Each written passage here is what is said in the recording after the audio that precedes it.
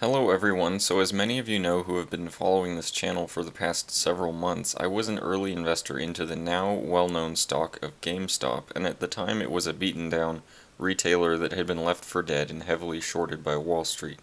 And I was basically able to average in at around $6 a share in mid-2020. And I also made several videos starting mid-2020 and onward about how it developed and basically was just discussing the bullish case for GameStop and the solid fundamentals behind the business, as well as all of the bullish catalysts that were coming out in the fall of 2020 that clearly were not priced in at the time, namely the release of the new gaming consoles. And long story short, it went up higher than I ever thought possible, and now it's a household example of an epic short squeeze, and it truly was a short squeeze, pretty much unlike any we have seen since. So since then, I've been asked by many people on this channel and many others as well, what am I looking at now? What are the major undervaluations I currently see out there in the market? And in this video, I will discuss areas I believe stand a significant chance of doing well in the coming months and years, so stay tuned.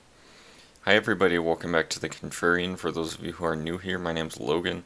I really like to talk about the markets and investing, and most of all going against the crowd, as the name Contrarian implies. Basically, if you can go against the crowd, if you can avoid the common mistakes that are made out there, you will outperform the market over time. So if you like these kinds of topics, just consider subscribing, and I'll also make a disclaimer that this is not to be taken as financial advice. You ultimately have to make your own decisions out there with whatever you end up doing. So to get started, I want to preface this video with a cautionary prologue, and that is that whenever you have a market such as the one we currently have, where there are millions being made and lost, primarily being lost overnight, where there is rampant speculation going on in the markets in forms such as what we've never seen before. Such as SPACs or NFTs, I've discussed those, but just forms of just extreme over speculation. I could keep going on, but to keep it short, these are all signs of an extremely overblown and overvalued market. And not only am I the only one seeing this, but it also turns out that probably the vast majority of the investors who have been proven correct over the past 40 or 50 years, and who have 40 or 50 years of career experience, are also warning of a similar coming meltdown in the markets.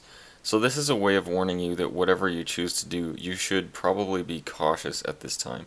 You definitely do not want to be leveraged, definitely don't want to be on margin, and in fact having 50% or more in cash could be a good position right now, just because on the bright side, when a coming market meltdown does happen, it means there are going to be extreme bargains out there. All that being said, however, there are some trades I have made and have going on right now that I believe are kind of the last slightly undervalued place to be investing right now. And even with these positions, they probably would not be safe assets. They would probably go down as well during a financial crash. So these are and have been trades in that I would get out of them if it looked like it was all going to go down. So within these trades, I have looked largely at the areas of commodities and consumer spending increases as the economy reopens. And the major areas where I have been able to do well over the last couple of months since GameStop have been in oil, gold, and firearm retailers. Oil and gold, I have talked about them previously, so that really shouldn't come as a surprise to people who regularly watch this channel. I've talked about oil, how just the macro factors surrounding that have made it poised to go much higher, and gold as well. That hasn't quite played out yet. That's more of a long-term position of mine, just that with the gold has always done very well in periods of high inflation, which in the long term is going to be the case here, even if we do have a brief deflationary period. When this all does crash, we will have definitely increased inflation from all of the monetary stimulus and monetary supply increase that has happened. Firearm retailers isn't something I've talked about. That's a pretty straightforward one. Now I'll go through these in more detail. With oil, I have mainly been trading small cap oil stocks such as WNT Offshore and Magellan Midstream Partners. And with oil, it now appears to be consolidating at this point in time. It had a large run from November through February, and now this is likely beginning to consolidate, likely beginning to go a little lower from here. But it also likely could begin a strong pushback towards $70 a barrel after it consolidates a little more. So I'm really not trading that anymore right now, but I did over the last month or so. With gold, this is a recent trade I've started within gold miners. You probably could pick whichever one you want out there. There's different levels of risk within the miners as well. I'm going with the pretty safe one of Barrick Gold. Gold had a major run during last August up to around 2100 an ounce, and it has been consolidating pretty much ever since then.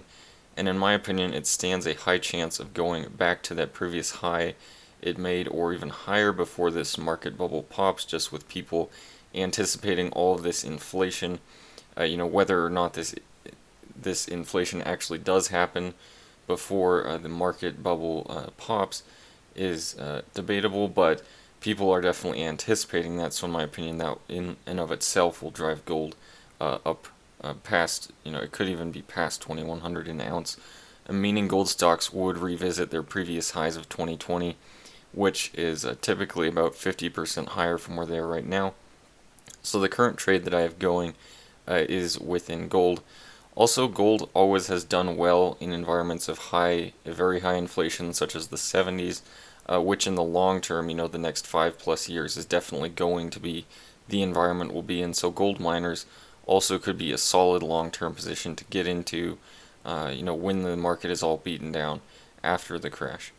And now for the last one of gun retailers. I'm sure this comes as no surprise that they are basically all experiencing massive demand for guns and ammunition like they've never seen before. They're basically selling out all of the inventory that they have. So the trades I've made predominantly have been in stocks such as Academy Sports and Outdoors and Sportsman's Warehouse, as their resulting earnings have been boosted due to the extreme demand we're seeing. They're basically able to set the prices much higher than they normally would be able to, and people are still buying them. And it's due to all the fear of increased gun regulation. So you could summarize all of these trades I have made or currently have going as being in a cautious setting. I'm not speculating on overvalued stocks or cryptocurrencies or anything. The underlying fundamentals of these stocks are solid, but that being said, they would still be hit during a market crash, so they would likely not do well in that setting, and very little, if anything, likely could do well in such a market environment. But whatever you do right now is just be cautious and don't follow the crowd of traders who are doing, massive speculation on immensely overvalued or basically worthless assets. This has never ended well, whether you look at the tulip mania bubble, which very closely resembles the current speculation within NFTs, and I could just go on and on, but this bubble kind of represents a lot of previous bubbles we've seen all rolled up into one, and it will all come crashing down at some point, so just be very cautious with whatever you do. All that being said, this isn't trading advice, more of a way of letting you know what I am looking at right now and what I'm kind of thinking what might happen in the future. So if you liked this video, give it a thumbs up. If you didn't like it, give it a thumbs down. Let me know why down in the comments, and I hope to see you again.